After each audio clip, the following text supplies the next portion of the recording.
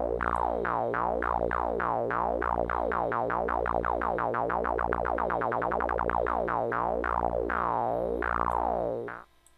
going to do a quick rundown of the Teensy 3.5 that I've been working with to make a synthesizer.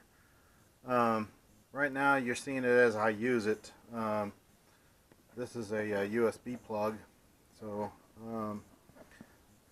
this here is an add-on board. It's the audio card that you can buy separately. Pull that off. Underneath is the Teensy 3.5, and I just have this on the breadboard. I wish I had the longer pins, but I went ahead and just put these on, and it's barely pushed into this board, but it's pushed in enough that I can implement some buttons and some pots and whatnot for external hardware control. Really the only thing I'm using right now is just one button here, and when I press that, it basically it prints on the screen information of some of the code, the values of variables and whatnot, so I can kind of figure out what's working, what's not, and etc.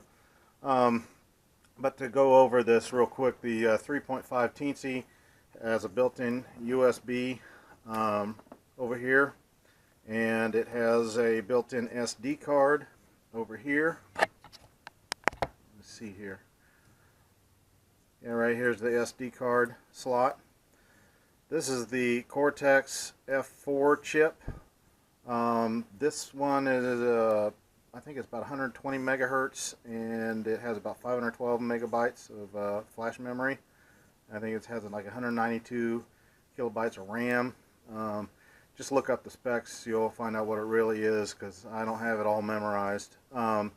It does have, I believe, at least one pair of ADCs for input of audio signal. It has one single pair of digital analog converters, DAC. They are only 12-bit, they're not 16-bit. When you get this guy here, you get 16-bit, because it's a digital, it's like I to C connection, where it's sending digital information from this board to this board, and then it comes out, the analog comes out as 16-bit resolution audio. Anyway, right here, this USB, this is pretty handy. Not only can this be used to program the chip, but you can also use this as a MIDI interface. You can use it as a serial port for a monitor serial port to monitor areas. Like I said, when I press a button here, it'll print onto the serial port the information that I want it to print. And also, which I've already tested once before, this is also an audio port.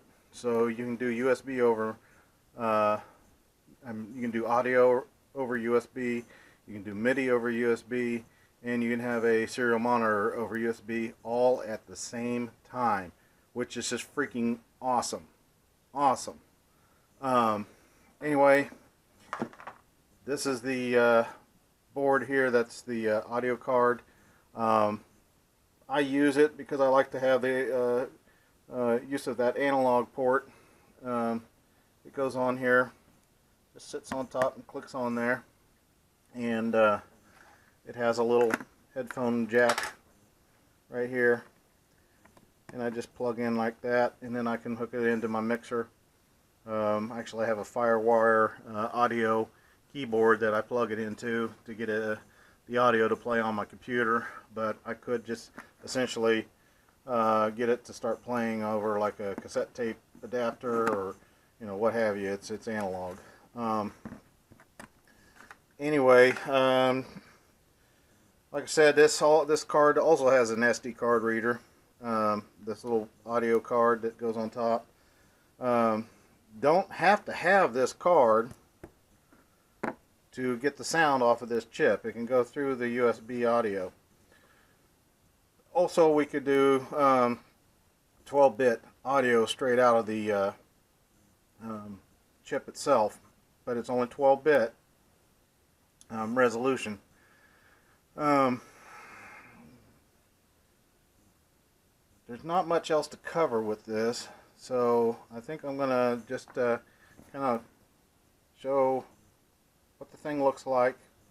I guess it's maybe about 2.5, 2 3/4. Well, let me see here. I have a tape measure right here.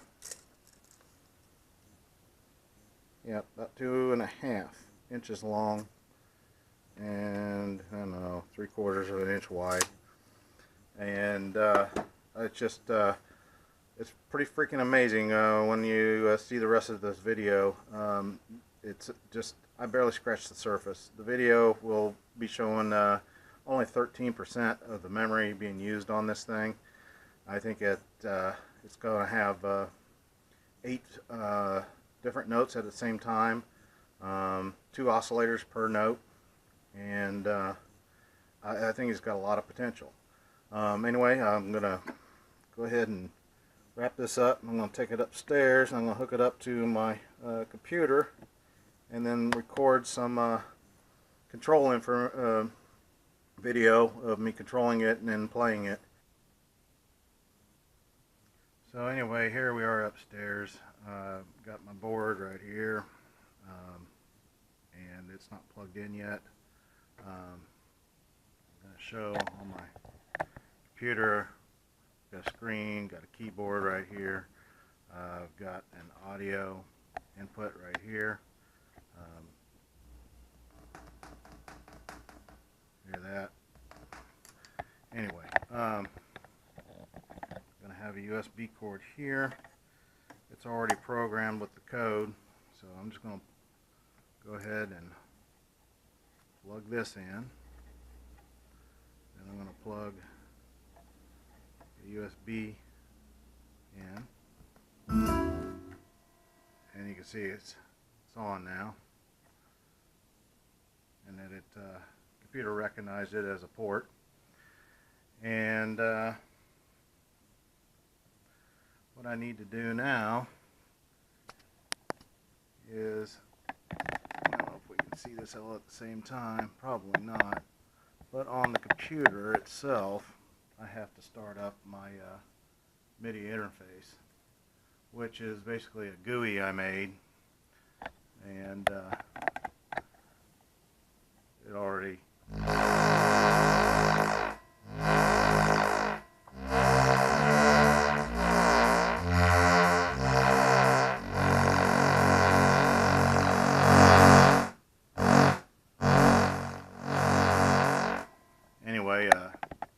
with the GUI, it makes the interface, and I can control parameters on the little synthesizer that I built here. And what I'll do is I'm going to switch to a capture mode on the screen and then use a microphone to explain things as I go. But this is just to show how this has multiple note polyphony.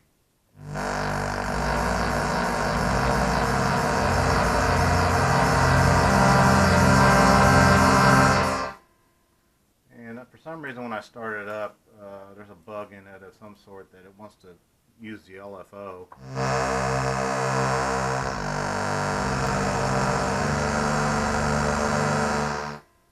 Here's the filter.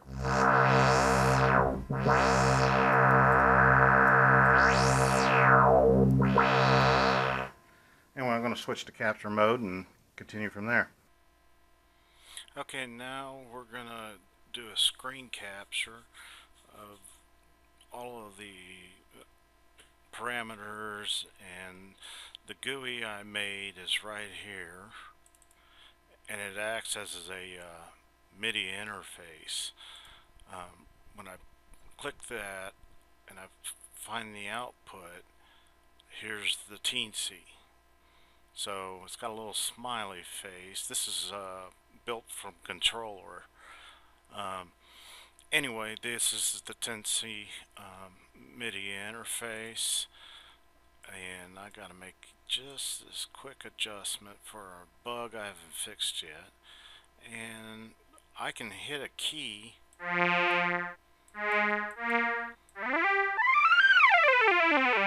on this virtual keyboard. I can scroll the octaves down.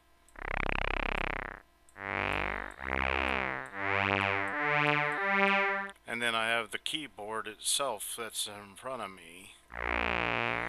And I believe if I hit input, you can watch the notes.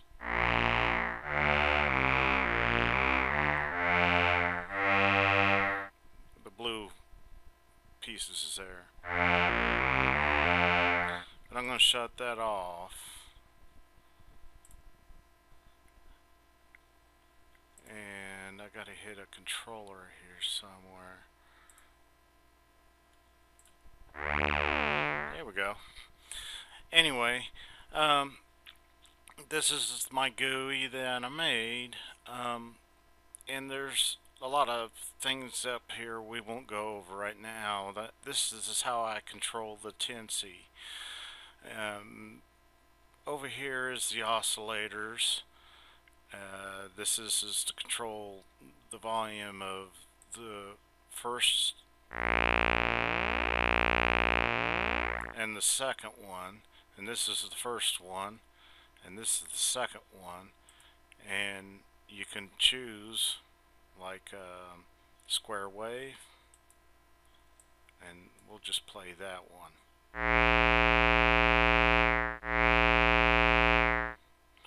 Or switch to the saw wave, or play both.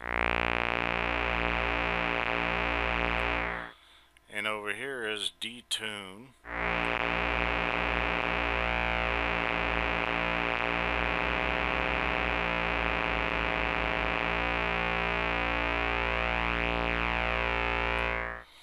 And other sounds are like pulse.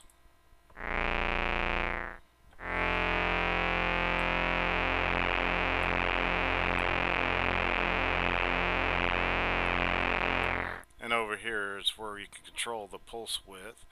Let me play them both as pulse.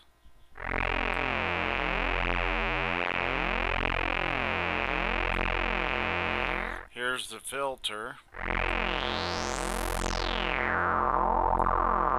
And the resonance.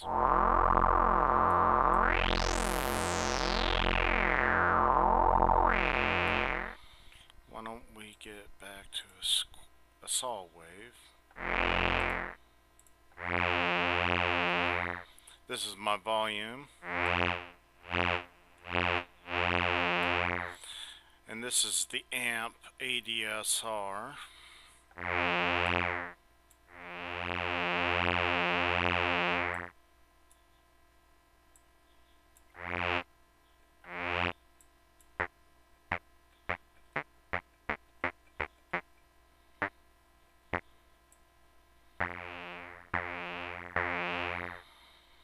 Anyway, let me turn this back up.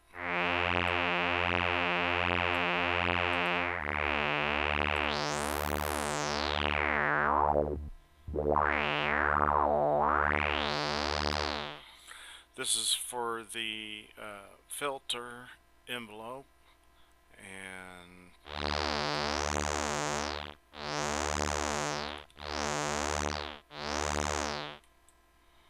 I can turn this down, turn this up.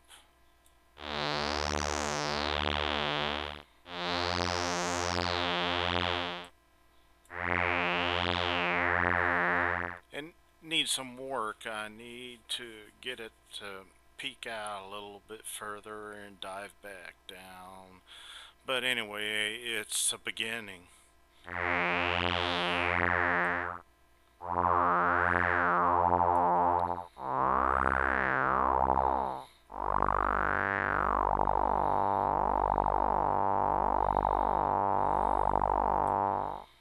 And that's the envelope depth.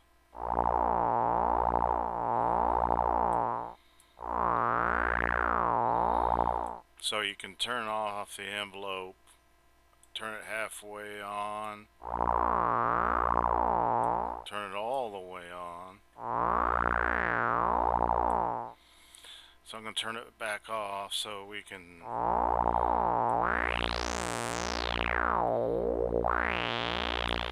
And over here's the LFO and the LFO depth. So this is frequency and this depth.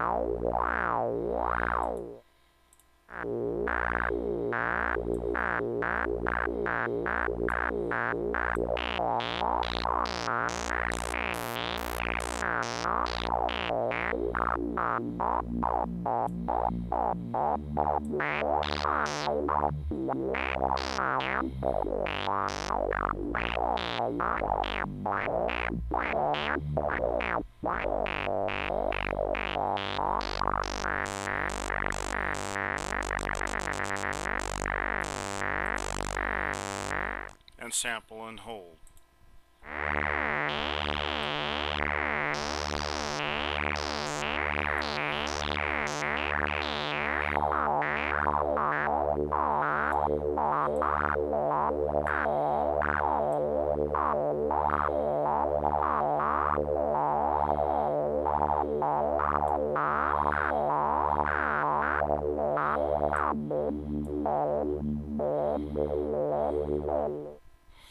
Anyway, here's some noise. Let's change this.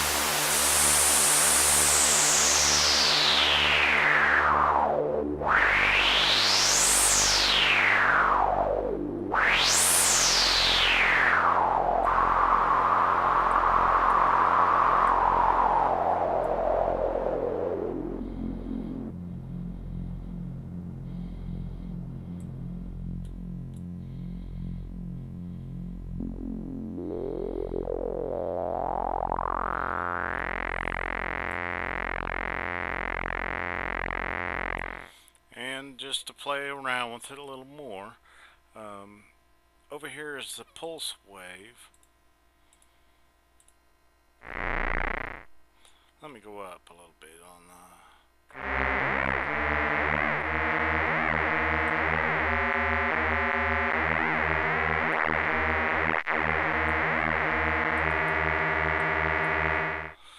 Now, this may change later, but there's the pulse width here is going to change with the LFO. So when this becomes a pulse wave, and I turn the LFO on, it's going to automatically adjust this back and forth. So you should hear it.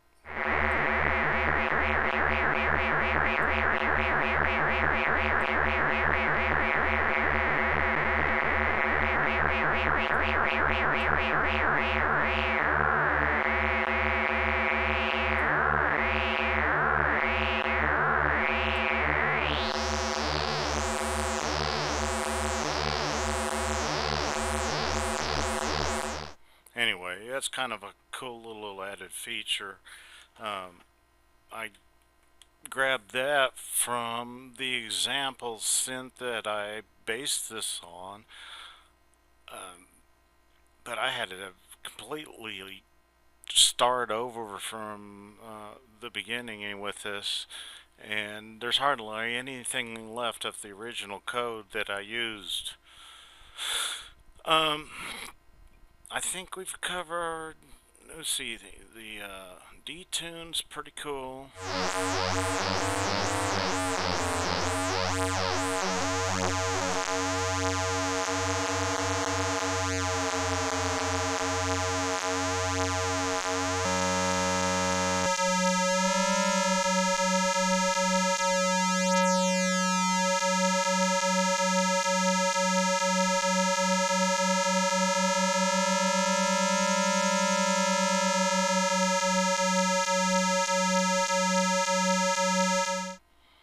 Sign on this isn't working so well. It's pretty weak.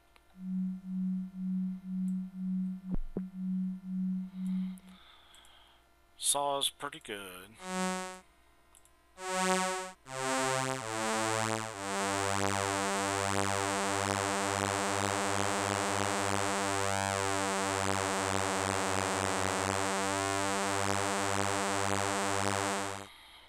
And I imagine you've been looking at this. It does have a very short delay. And let me see here. Let me turn this down.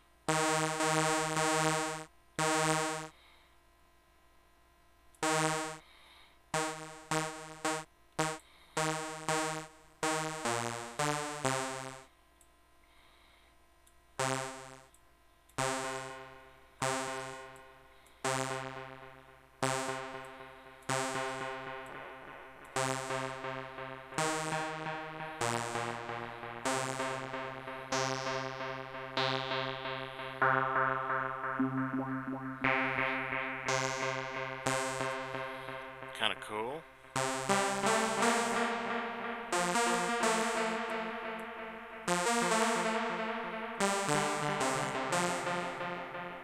Now let's turn the LFO on with a square wave and turn this back up, and let's see what happens.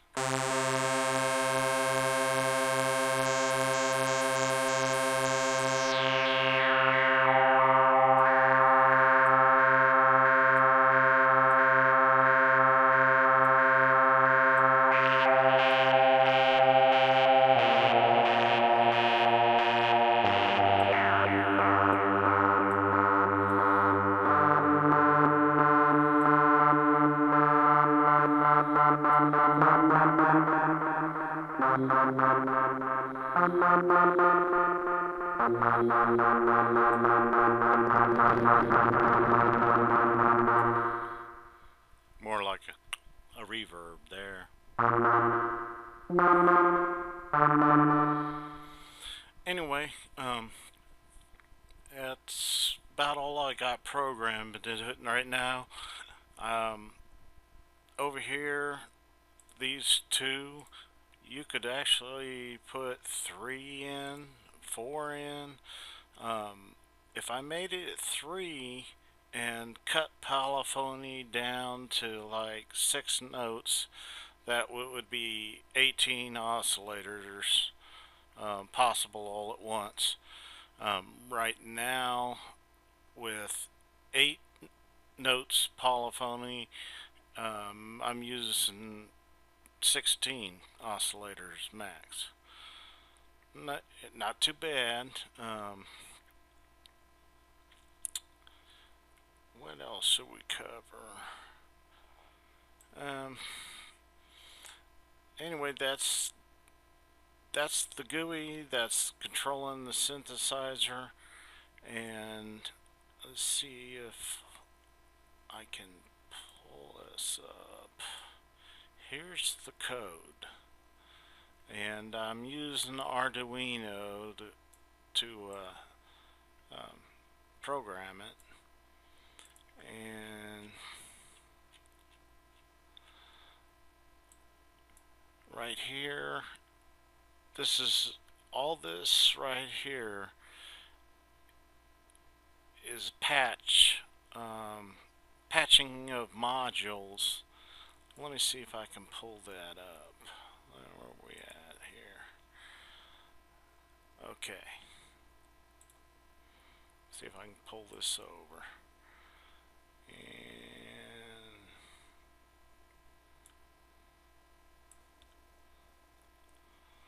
okay. This is a GUI for the Teensy audio library. Over on the left are the modules.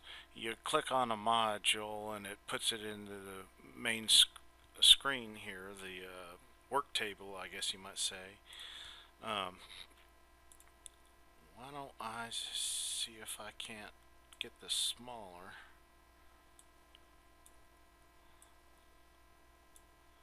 And Control A. Okay. Try to start at the beginning here. This is the LFO, and this is something else. I'm not sure it is. Like I said, I grabbed this code from someone else who shared it, and I've been changing it for my own use, but I have not changed anything on this GUI representation of the patching of the modules. Anyway, this is the LFO. The LFO is going to modulate everything else. We've got all the voices here. So here at the top is voice 1, and you got voice 1A and voice 1B. Bring it in here. Voice 1A is the first oscillator, voice 1B is the second oscillator, voice 1N is noise. Then that's all put into a mixer. So we control the gain on these individually, and it's put into this mixer, and then the mixer all goes into what's called a multiply, which this is basically our envelope control, and is controlling the gain, the amplification. This is, I don't quite understand it at all, but it's going to allow you to control the volume of these voices. Anyway, this is the filter, and down here, this is where the LFO comes in and modulates the filter. And this over here is the envelope that also changes the gain of the filter, so, or the frequency, I guess. But as you can see, this line here, it goes down to the LFO, and this is just repeated over and over for each note that you press. So note 1 would be voice 1 group, and then voice 2 would be the voice 2 group, and so on. So after the filter, it all comes down to the first of 2 mixers. Evidently they have a maximum of 4 inputs each. So the first 4 voices are going to go into this mixer. The last 4 voices will go into this mixer. Then the 2 of those will be combined into another mixer. And here we have our, I can't get it, there we go. This is where the delay is. So we have an output, goes into the delay module. It goes into like a filter. Then it goes back in, so it creates this loop. And then all of that comes out, and it goes to what's called the I2S1 module, which is, it's essentially sending the digital audio to that add-on audio card that sits on top of the Teensy. and then I'm able to plug the headphone jack into that, and then we hear the sound. I could also over here add USB audio. As you see when I click on this, yeah, it's supposed to show information, but my window here is not, oops, that's too big. Anyway, here we go. It says over here, send stereo out to the PC or Mac. It'll show up as an audio interface. So if I take this and I grab it and I put it onto the work area, I can send signals out by just grabbing this and then plugging it in. Pretty cool. There is development being done to this as we speak. People are adding things to it all the time. This looks like something that's supposed to be a string, like a guitar sound. This is where the waveforms are. Over here you can see you can choose your waveform. You can create a waveform, a 256 bit or 256 sample waveform, so you're not just stuck with a sawtooth, sine tooth, sine and square. You can make your own, kind of like the Korg. What was that one? The EX800 or something like that. You create your own waveforms. Let's see, over here we have effects. I haven't managed to use these yet.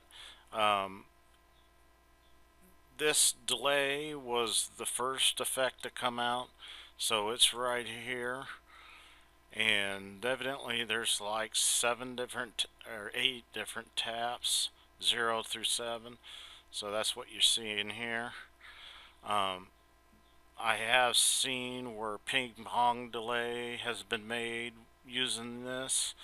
We've got like Bit Crusher.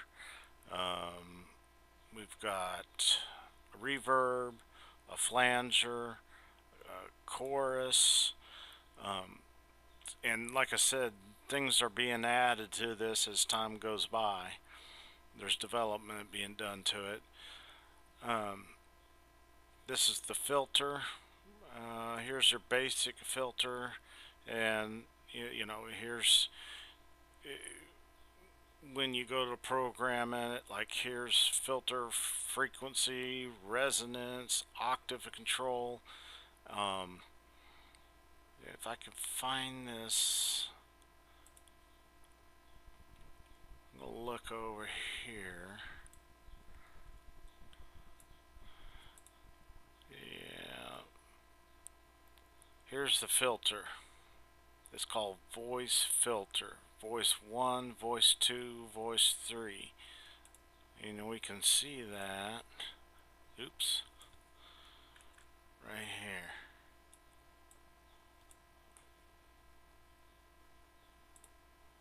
Like voice 3 filter. Here's voice 3 filter right here. So later on in the code, and let's see here.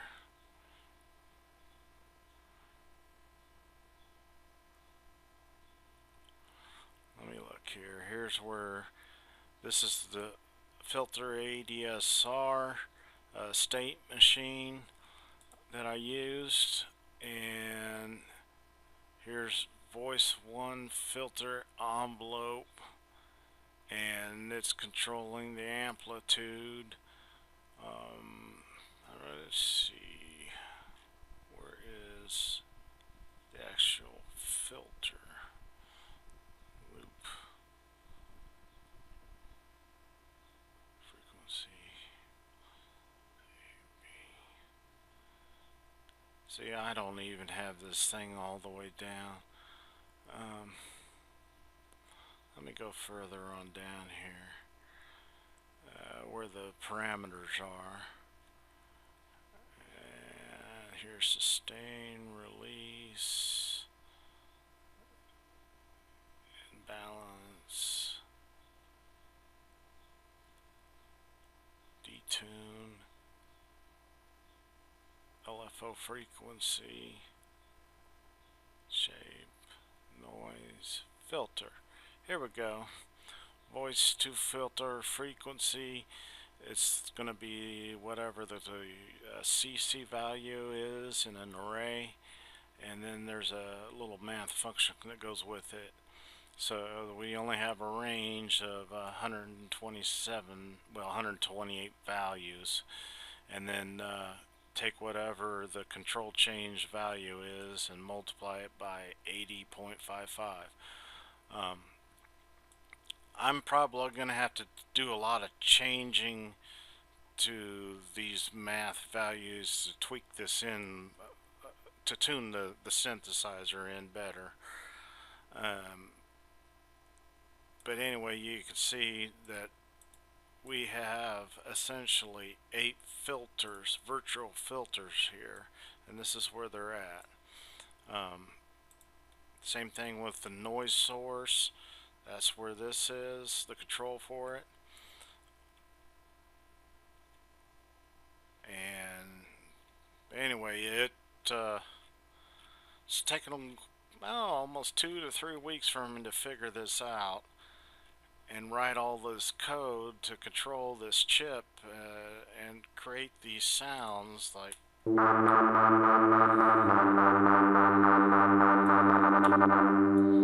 that makes it sound like a real synthesizer. Anyway, it's probably enough drivel for now. Like I said, I'm working on the code. I'm not going to release it all right now because it's kind of buggy in some areas, and I need to tune in these math functions here. It's just like this is one voice.